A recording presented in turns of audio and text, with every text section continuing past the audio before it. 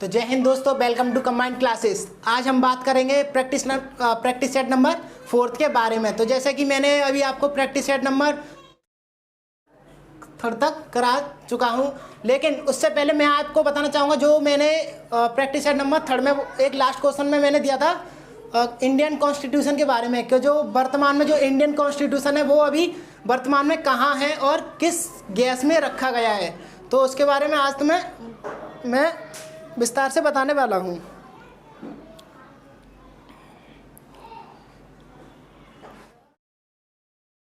तो कॉन्स्टिट्यूशन है हमारा, वो रखा गया है संसद में, यानी पार्लियामेंट में। जैसा कि पार्लियामेंट इस टाइप से है कुछ, जिसे हम इंग्लिश में पार्लियामेंट कहते हैं। तो संसद में रखा गया। अब ये पार्लियामेंट कहाँ है, तो ये है दिल्ली में संसद में रखा गया है।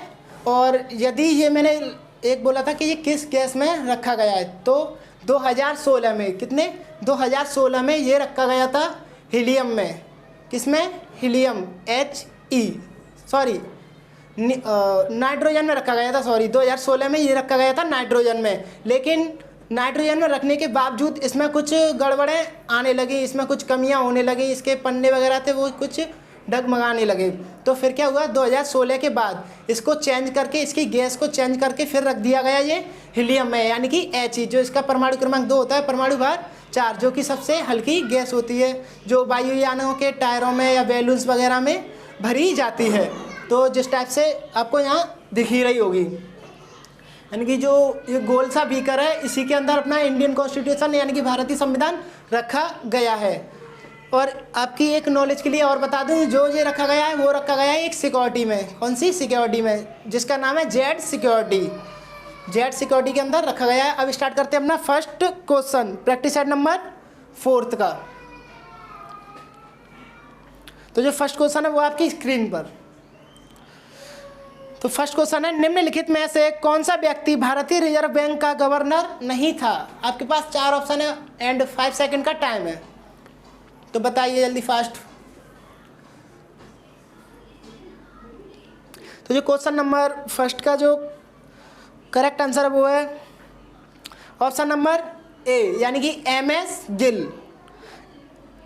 Question number second, Uttar Pradesh में निम्नलिखित में से कौन सा राष्ट्रीय उद्यान स्थित है? नेशनल पार्क बताना है, यानी यूपी में कौन सा नेशनल पार्क है। तो इसका जो आंसर है वो है ऑप्शन नंबर सेकंड, यानी कि दुधवा राष्ट्रीय उद्यान।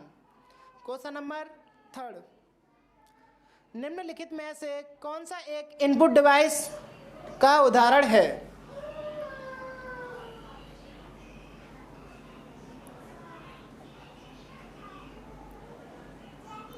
तो क्वेश्चन नंबर थर्ड का जो करेक्ट आंसर है वो ऑप्शन नंबर ए, यानी कि आपकी स्क्रीन पर वेबकैम एक इनपुट डिवाइस का उदाहरण है। क्वेश्चन नंबर फोर्थ, सन 1989 में रिचर्ड और रोहोडा गोल्डमैन द्वारा शुरू किया गया गोल्डमैन पुरस्कार किस क्षेत्र में दिया जाता है? आपको गोल्डमैन पुरस्कार के बारे में बताना है कि वो किस फील्ड में दिया जाता है। तो वो दिया जाता है वातावरण के क्षेत्र में, यानी कि option number second. Question number fifth, Bhagat Singh, Sukhdev और राजगुरु को कब फांसी दी गई थी? यानी इन तीनों को एक साथ फांसी दी गई थी, वो सन और डेट कौन सी है? तो उसका जो करेक्ट आंसर है ऑप्शन नंबर ए, यानी कि 23 मार्च सन 1931 में। क्वेश्चन नंबर 6, भारत और श्रीलंका के बीच एक द्वीप कौन सा है? यानी कि भारत और श्रीलंका के बीच एक द्वीप है, उसका नाम क्या है? तो उसका जो नाम है वो है ऑप्शन नंबर ए, यानी कि कच्छा द्वीपु एक द्वीप है जो कि भारत और श्रीलंका के मध्य है। क्वेश्चन नंबर 7, निम्नलिखित में से कौन सा एक प्राकृतिक ग्रीन हाउस गैस नहीं है? प्राकृतिक ग्रीन हाउस गैस नहीं है। तो जो चैनल पे नए हैं वो चैनल को सब्सक्राइब करें, यदि वीडियो अच्छी लगे तो वीडियो को लाइक करें। क्वेश्चन नंबर 7 का करेक्ट आंसर है ऑप्शन नंबर डी, यानी नाइट्रोजन एक प्राकृतिक गैस का उदाहरण नहीं है, ग्रीन हाउस गैस का उदाहरण नहीं है। क्वेश्चन नंबर 8, निम्नलिखित में से भारत का प्रमुख राज्य कर कौन सा है? टैक्स बताना है, राज्य टैक्स यानी कि स्टेट टैक्स जो इम्पोर्टेंट है। बिल्कुल एसएससी एग्जाम में आए हुए क्वेश्चन है ये सारे के सारे, जो कि एक कुछ क्वेश्चन इसमें से CHSL में से लिए गए हैं, कुछ एसएससी में से। तो क्वेश्चन नंबर 8 का जो करेक्ट आंसर हुआ है ऑप्शन नंबर सेकंड, यानी स्टाम्प ड्यूटी और पंजीकरण। क्वेश्चन नंबर 9, पहले 2 विश्व कप क्रिकेट टूर्नामेंट जीतने वाली टीम कौन सी थी? तो क्वेश्चन नंबर 9 का जो करेक्ट आंसर है वो है ऑप्शन नंबर 3, यानी कि West Indies. Question number 10, Vijayanagar की प्राचीन राजधानी हम्पी कहाँ पर स्थित है? हम्पी बताना है आपको, जो विजयनगर साम्राज्य की राजधानी रह चुकी है, जो महाजनपदों में जो 16 महाजनपद थे उन्हीं में आता है। तो जो हम्पी है वर्तमान में ये स्थित है कर्नाटक। क्वेश्चन नंबर 11, गंडीकोटा घाटी, जिसे भारत की वृहद घाटी यानी ग्रेट कैनियन ऑफ इंडिया भी कहा जाता है, में स्थित है, यानी कहाँ पर स्थित है? तो क्वेश्चन नंबर 11 का जो करेक्ट आंसर है वो है आंध्र प्रदेश, यानी option number A. Question number 12, केंद्रीय आलू अनुसंधान संस्थान कहाँ पर स्थित है?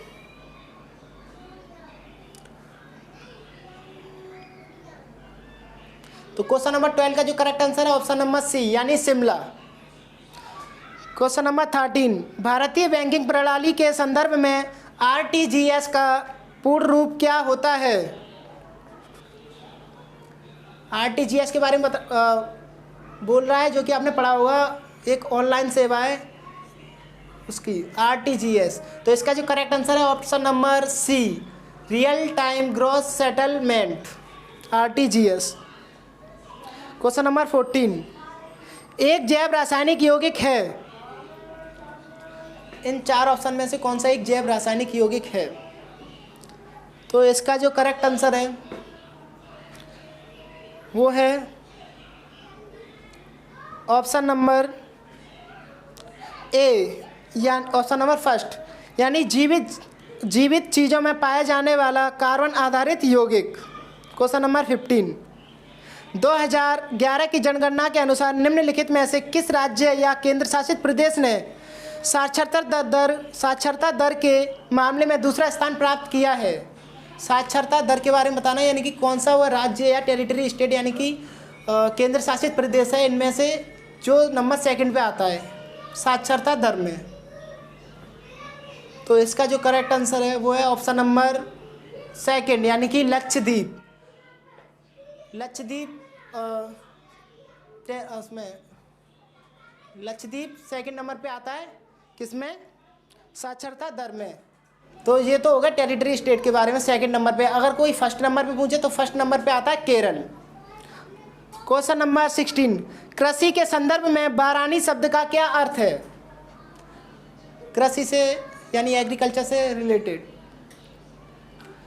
तो इसका जो करेक्ट आंसर है वो है ऑप्शन नंबर 4, यानी कि वर्षा प्रधान खेती। क्वेश्चन नंबर 17, पुस्तक टारगेट 3 बिलियन के लेखक कौन है? टारगेट 3 बिलियन एक पुस्तक है, उसके लेखक कौन है? तो जो इसके करेक्ट आंसर वो है ऑप्शन नंबर 1, यानी कि APJ अबुल कलाम। इसका अब्दुल कलाम, इसका फुल नेम भी आता है, यानी कि Avul Pakir Jainulabdeen Abdul Kalam. Question number 18, liquid in glass thermometer में आमतौर पर उपयोग किए जाने वाले तरल पदार्थों में से एक है, यानी कि जो थर्मामीटर होता है उसमें एक तरल पदार्थ भरा जाता है, वो कौन सा है? तो क्वेश्चन नंबर 18 का करेक्ट आंसर है ऑप्शन नंबर बी, यानी कि alcohol. Question number 19, word document के संदर्भ में गटर शब्द किसके लिए प्रयोग किया जाता है? कंप्यूटर से रिलेटेड है। तो इसका जो करेक्ट आंसर है ऑप्शन नंबर बी यानी कि सेकंड, सिलाई और बाइंडिंग के लिए एक तरफ बचा हुआ स्थान। क्वेश्चन नंबर 20, वित्त आयोग की नियुक्ति के बारे में भारतीय संविधान के निम्नलिखित में से कौन से अनुच्छेद में उल्लेख किया गया है? वित्त आयोग के बारे में बताना है, यानी कि उसका जो उल्लेख है वो कौन से आर्टिकल्स में किया गया है। तो जो क्वेश्चन नंबर 20 का करेक्ट आंसर है ऑप्शन नंबर 4, यानी कि आर्टिकल नंबर 280 यानी कि 280 के तहत। क्वेश्चन नंबर 21, बढ़ती का नाम जिंदगी निम्नलिखित में से किस बैंक की टैगलाइन है? आपने अक्सर सुना भी होगा, बैंक में लिखा भी देखा भी होगा, तो वह किस बैंक का टैग नेम है?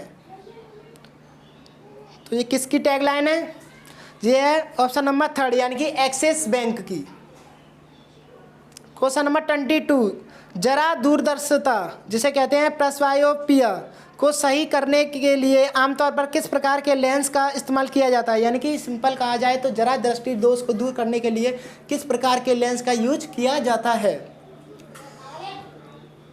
तो इसका जो करेक्ट आंसर है ऑप्शन नंबर बी, द्वि फोकसी लेंस यानी कि जैसे बाई फोकल लेंस भी कहते हैं।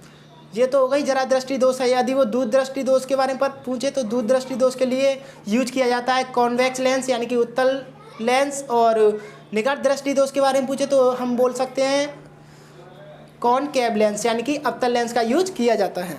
क्वेश्चन नंबर 23, निम्नलिखित में से कौन सा देश बंदरगाह विहीन देश है? यानी कि वो कौन सा देश है जिसमें एक भी बंदरगाह नहीं है? 4 ऑप्शन आपकी स्क्रीन पर। तो 23 का जो करेक्ट आंसर है ऑप्शन नंबर फर्स्ट यानी मंगोलिया। मंगोलिया में एक भी बंदरगाह नहीं है। क्वेश्चन नंबर 24, श्रीलंका में निम्न में से किसने चौथी बार देश के प्रधानमंत्री के रूप में शपथ ली थी? तो इसका जो करेक्ट आंसर है वो है option number first, Mahinda Rajapaksa ने, जो वहाँ के पीएम बने हैं। क्वेश्चन नंबर 25, हाल ही में किस राज्य सरकार ने संजीवनी नाम से एक मोबाइल ऐप लॉन्च किया है? करंट अफेयर में से क्वेश्चन है, क्योंकि दिल्ली पुलिस में 15 से 18 या 20 के मध्य करंट अफेयर के क्वेश्चन पूछे जाएंगे। तो 25 का जो करेक्ट आंसर है ऑप्शन नंबर 4 यानी कि बिहार सरकार, जहाँ के जो सीएम है वो है नीतीश कुमार। और एक लास्ट क्वेश्चन जो आपके लिए कि फीफा ने, करंट अफेयर से है, फीफा ने घोषणा की 2022 विश्व कप किस देश में आयोजित किया जाएगा? इस क्वेश्चन का आंसर आपको नीचे कमेंट बॉक्स में देना है। ये था प्रैक्टिस सेट नंबर 4। इससे पहले 3 प्रैक्टिस सेट और हो चुके हैं, तो उनको देखने के लिए नीचे डिस्क्रिप्शन में इनका लिंक दिया हुआ है, उसमें जाके देख सकते हैं। इसके लिए धन्यवाद। चैनल को सब्सक्राइब करें, यदि वीडियो अच्छी लगे तो चैनल को लाइक करें।